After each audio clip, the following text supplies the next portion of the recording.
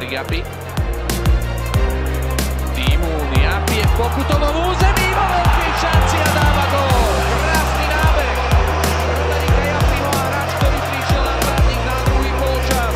Dáva krásny gól. 1-0 pre Dunajskú Stredu, 52. minúta. Teraz Rimarenko. Dobre videl Markíňa. Markíňová prihrávka, podrážalo sa to všelijako Vosíňa s výborným zákrokom na dvakrát. Tak to bola fantázia, čo teraz predviedol kapverský brankár, ktorý najskôr ukradol gól Polievkovi a následne Migaľovi. Wow! Zlatý duál sa drží za lítkový sval, takže by toto boli naozaj prekliaté Michalovce pre rozhodcov, pretože Michal Očenáš musel svojho času prenechať miesto Kristianovi Micheľovi.